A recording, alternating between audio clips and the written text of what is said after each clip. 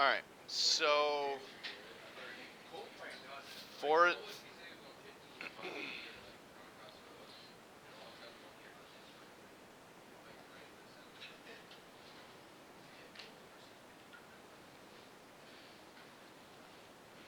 that what Mrs. Engel taught me? Isn't that what they do in NCIS a lot? Does the name Gibbs sound familiar? And is he the one who, or is he the one that gets slapped upside the head? That's what I was saying. Just slap him upside the head. Anyway, there's 3 classes of fish. We see the first one. And from yesterday, why is it we see that very bottom term? Presses its tail against its prey. So when it provides this extra leverage, what's it actually doing? Why is it tying itself in a knot? Why does it have to do that, do you think? Not so much that, but why would it be difficult for them to take a bite out of their prey item? Well, for one, they're jawless, and it's really tough for them to do that because what provides a lot of the propelling action for the bony fish or the cartilaginous fish like sharks? Okay, so what's missing on these guys? Yeah, they got a tail, but it's not going to be one that's going to provide that type of propulsion. Then we also see this type of structure here that we talked about from 2 chapters ago, came from the mollusks, okay, that do that rasping type of movement, okay, takes off small pieces of flesh with its tongue. And again, there's lampreys is one type of species of these, and hagfish is another.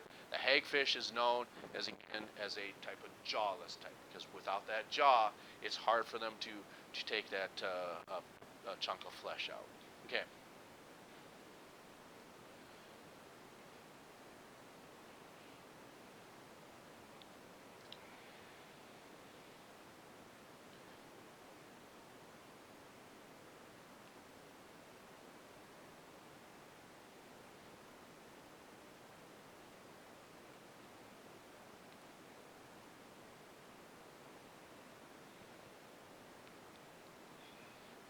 One of the aspects that we will get to be talking about next week when we start talking about the sharks, okay, is, and I think you'll know the answer to this, which we'll talk about here in just a moment.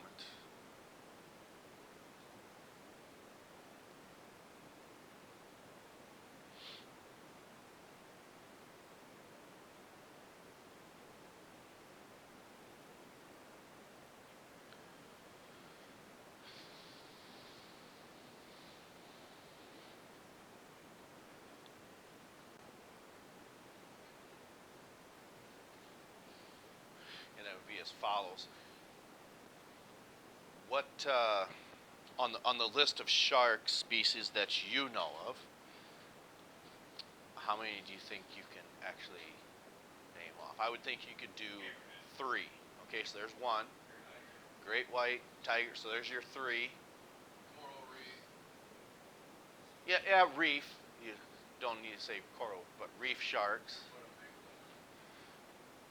They are, and like I said, who knows whether these things really exist? I wanted to say yes, but I think not, just because the food source just really isn't there. So now you've already got it up to 5. I said I think you could do 3. But there's one you're leaving out that I think you've heard of that, nope, that already said that. Starts with a B. Say that again. Why would that be so significant, that one right there? Okay, so when we look at this here, okay, this is something very significant right here as well, okay? Even though it doesn't say high, okay, it says low pressure. How is that different than any type of circulation we've talked about before today? What type of circulatory system would you think we're dealing with now? You're right, but why are you right? Why is it closed? Because what was significant about that open circulatory system? That blood would just go where and just hang out.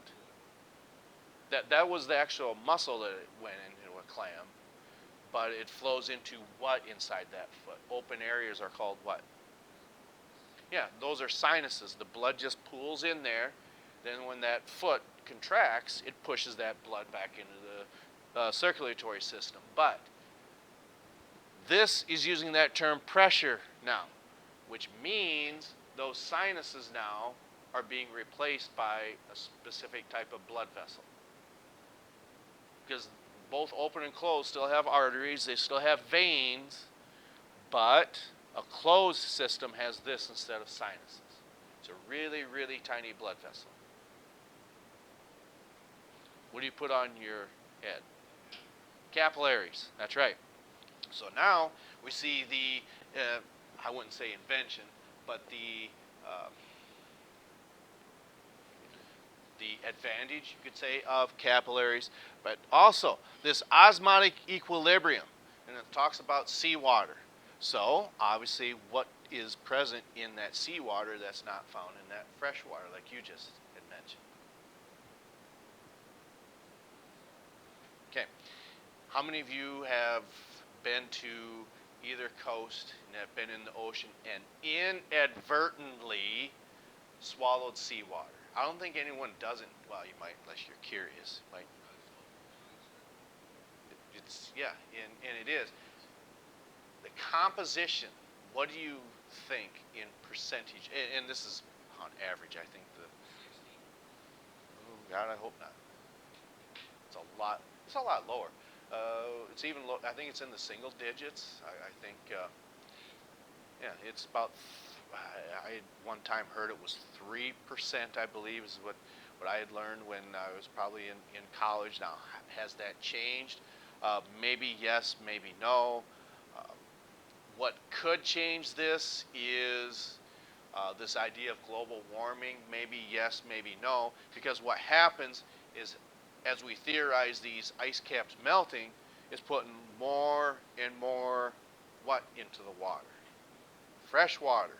So a saline solution, okay, for anyone who visits someone in the hospital, they have an IV of saline, which means they're giving them low doses of what besides sugar? Sugar's not in there, but a saline solution means it has what in it? Salt. Microscopic, want to say salinity of levels of salt. But in this case, this osmotic equilibrium is going to be true for all type of fish, whether it's going to be the liver in sharks, the swim bladder in bony fish, and in this case they have doesn't give the specific structure, but that osmotic equilibrium. What's that the movement of from last year and 2 years ago? What did we talk about? What's osmosis? Movement of what substance? Someone already said it. Yeah, movement of water. Okay? So what we see happening here, and why this is so significant about that bull shark that you had mentioned, when typically an animal like this, if they go from salt water to fresh water, that osmotic equilibrium is going to try to level itself out. So outside their body tissues, there's more fresh water than inside. So what that would do is it would force that to go inside their body tissues and blow up like a balloon. And again, that's catastrophic for many types of fish. But for some reason, nature had selected them to make that adaptation to go from salt to, and it's not like it's a slow transformation. It's where going from the Gulf of Mexico and hopping in what river? The mighty Miss. and it's called a virtuarium where there's a shark photographer that obviously knows a lot about sharks that we'll view next week. Talks about in this episode, I do believe, if we're talking about swimming up the Mississippi, I think they say in this show, how far up do you think it's been documented to find a bull shark? Where? It's possible. I mean, when you say that, yes, that's correct, but it doesn't necessarily have to be in the Mississippi, because of course there's going to be lots of rivers that dump into the Mississippi. And when you say Minnesota, that's possible, but I think this one had jumped off into a tributary. I want to say, did they say maybe Indiana or Illinois or something to that effect? And that's quite a ways from home that this shark was actually found. And again, the reason that's so crazy is that if you're swimming in the river, you don't picture seeing a shark in there.